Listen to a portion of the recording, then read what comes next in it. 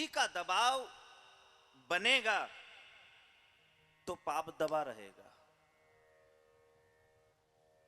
भले वो पूर्व का हो, पर भक्ति अगर बढ़ा ली तो पाप को वो भक्ति दबा देगी।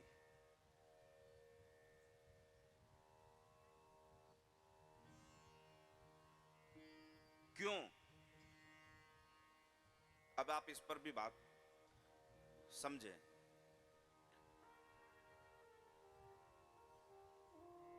जो छोटे छोटे अवगुण हैं वो एक दिन बड़ा रूप ले लेते हैं,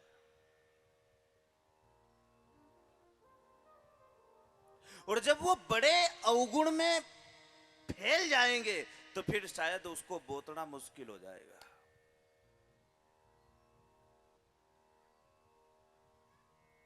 हमारे शरीर में ऐसे ही नहीं आते अवगुण।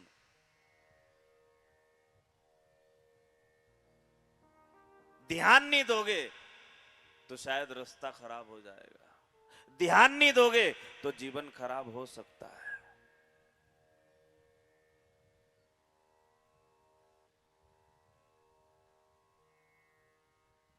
कहीं से भी घुस जाएंगे ये अवगुण, पता ही नहीं चलेगा और अवगुण आ जाएंगे, और वही अवगुण एक दिन बड़ा रूप ले लेते हैं।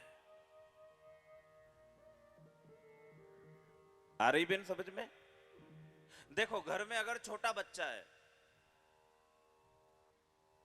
छोटा सा बच्चा है, अब उसको ये मतलब नहीं कि कौन कहां से आ रहा है, ये चोर है कि साहूकार है, कि ये चोरी करेगा, कि ये रोटी खाएगा, कि ये धन इकट्ठा करके ले जाएगा, ये क्या करेगा। छोटा बच्चा है, ज्ञान नहीं है। अब जब गुण छोटा होगा तो हर कोई घुस जाएगा।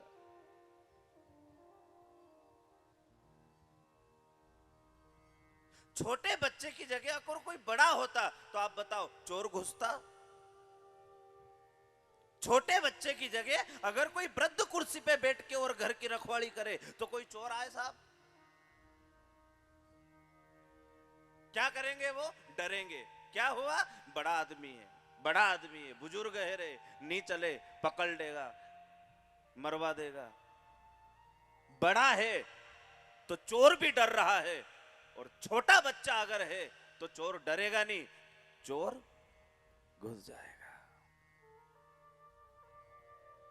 भक्ति बड़ी है तो अवगुण की ताकत नहीं कि तुम्हारे अंदर प्रवेश कर ले, पर भक्ति अगर कम है तो फिर अवगुण आपके जीवन में प्रवेश कर सकते हैं। बहुत सोच विचार कर आराम से इस बात को समझना कि कहीं मेरी भक्ति कम तो नहीं है रे। क्या पता कौन सा अवगुण आ जावे और हम छोटे बच्चे की तरह मेरी भक्ति है और वो चोर घुस जाए। और याद रखना, अपने अपने अवगुण किसी को नहीं दिखते, दूसरों के अवगुण दिखते हैं, पर स्वयं में कौन से अवगुण है वो कभी नहीं दिखता।